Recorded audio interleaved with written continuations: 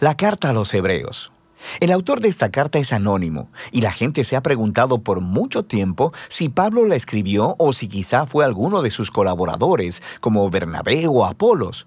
Pero la realidad es que no lo sabemos. En el capítulo 2 descubrimos que el autor tuvo una relación de primera mano con los discípulos que caminaron con Jesús.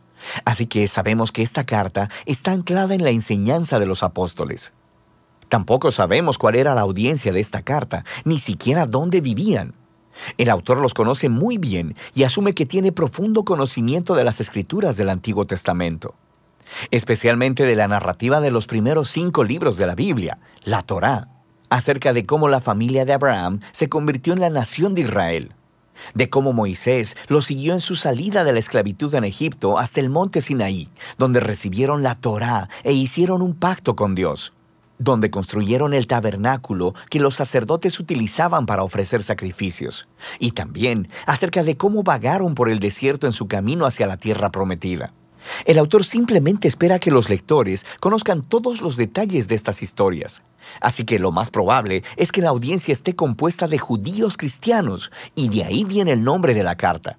El capítulo 10 nos da pistas que indican que esta comunidad de iglesia estaba enfrentando persecución y hasta prisiones por su asociación con Jesús.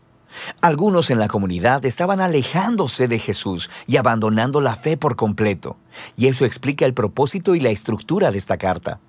Primero tenemos una breve introducción, seguida de 4 secciones donde el autor compara y contrasta a Jesús con personas y eventos claves de la historia de Israel.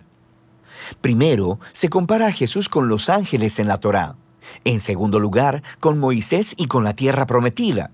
En tercer lugar, con los sacerdotes y con Melquisedec. Y finalmente, con los sacrificios en el pacto. El autor tiene 2 objetivos principales en todos estos contrastes.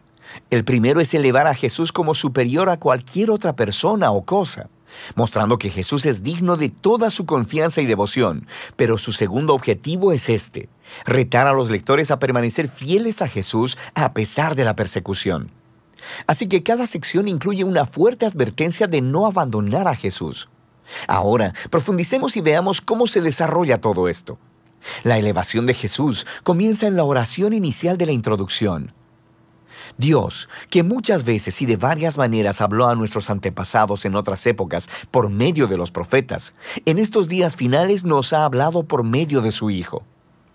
De manera que el autor está diciendo que Jesús es superior a todas las otras maneras previas en las que Dios se reveló a Israel. Luego, hace la sorprendente declaración que Jesús es el resplandor de la gloria de Dios y la imagen exacta de la naturaleza de Dios. Estas metáforas hacen la identificación más cercana posible entre Jesús y Dios. Así que Jesús es a Dios lo que los rayos de luz son al sol, o Jesús es lo que la impresión en la cera es al sello de un anillo. Para este autor no hay Dios aparte de Jesús. Jesús es Dios hecho hombre como el Hijo, y esta elevada manera de ver a Jesús es la que se desarrolla a través del resto de la carta. En la primera sección, el autor compara a Jesús con los ángeles, lo que podría parecer un poco extraño. ¿Por qué ángeles? En la tradición judía se enseñaba, basado en Deuteronomio 33:2, que la Torá y las palabras de Dios fueron entregadas a Moisés en el monte Sinaí a través de ángeles. Así que al decir que Jesús es superior a los ángeles, el autor está declarando que Jesús y su mensaje de buenas nuevas son superiores a todos los mensajeros anteriores de la palabra de Dios. De manera que la primera advertencia fluye de este mismo punto. Si Israel fue llamado a prestar atención a la Torá, la cual fue entregada por ángeles, ¿cuánto más deberíamos prestar atención al mensaje que fue anunciado por el Hijo de Dios? Y no solo eso, debido a la condición de superioridad de Jesús con respecto a los ángeles, cuán asombroso es que Él entregara ese estado tan alto para convertirse en hombre, morir y sufrir.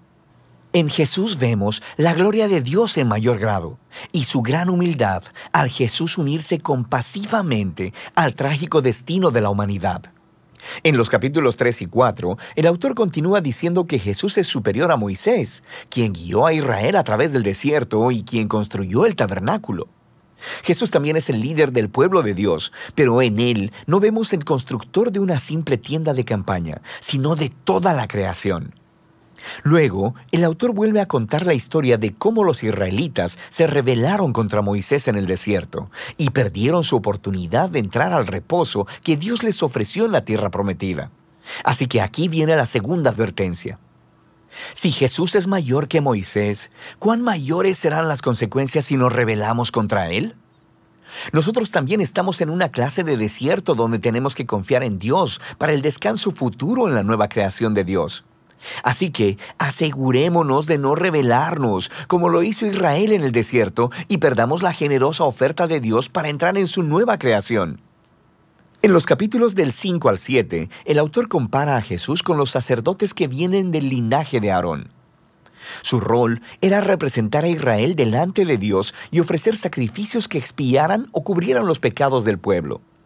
Pero él señala que los sacerdotes eran ellos mismos personas imperfectas, así que debían ofrecer sacrificios constantemente por sus propios pecados, así como por los pecados de todos los demás.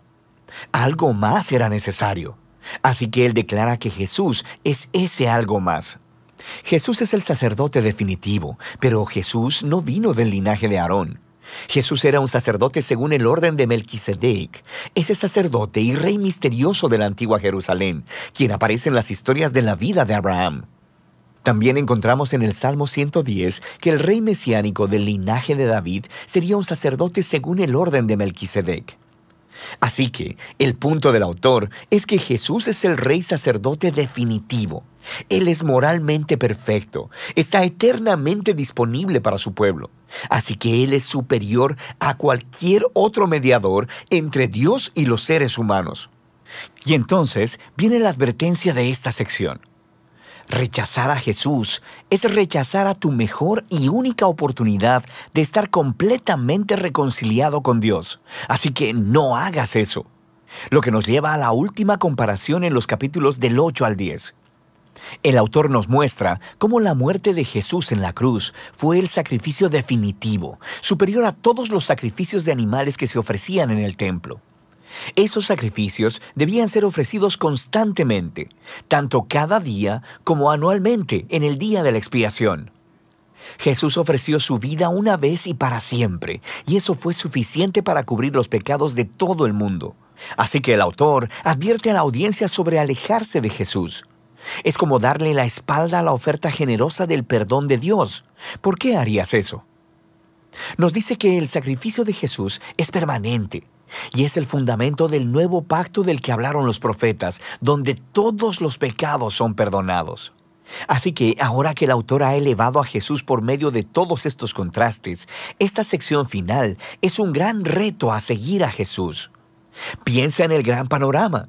En Jesús han encontrado la palabra misma de Dios. En Jesús tienen esperanza para estar en la nueva creación.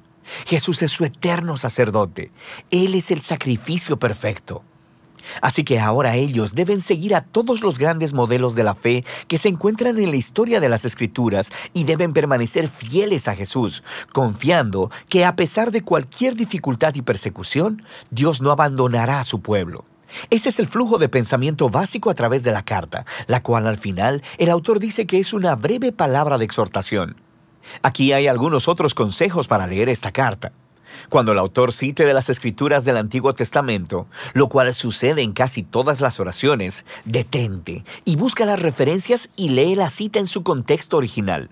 Y a veces te confundirás, pero en la mayoría de las veces podrás ver conexiones geniales que de otra manera nunca hubieras notado, así que vale la pena el esfuerzo.